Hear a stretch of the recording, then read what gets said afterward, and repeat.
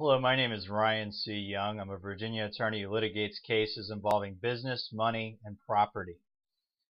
I wanted to talk a bit about something that comes up quite frequently in my practice, questions about non-compete agreements.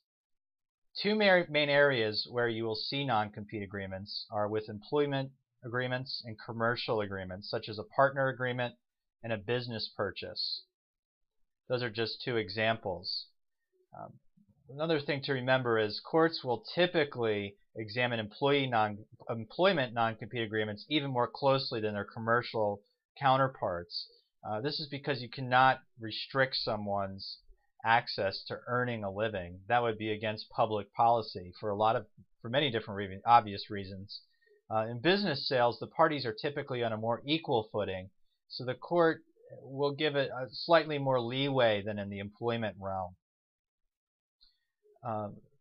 One very important fact to remember is another public policy consideration, which is that Virginia law will closely scrutinize non-compete agreements. And the reason for this is that Virginia law favors competition.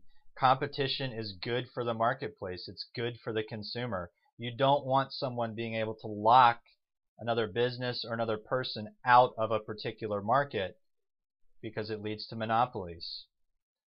In order for a non-compete agreement to be enforced, it must be narrowly tailored. This means a couple of things. First, it must be reasonable in time restrictions. You cannot say you are locked out of the market for 10 years. After 2 years in Virginia, things become a little bit more shaky upholding these non-compete agreements.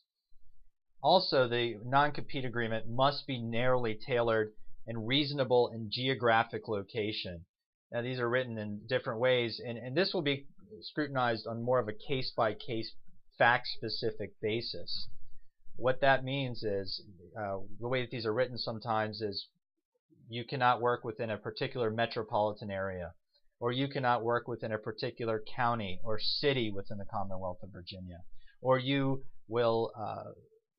cannot work with within X number of miles radius within your former employer or your former business partner.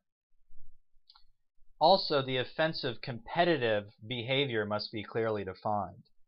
You must have consideration too for the contract to be valid. Now, what consideration is it's bargain for exchange. If you have that, that's the first thing for any contract to be upheld. You must have consideration.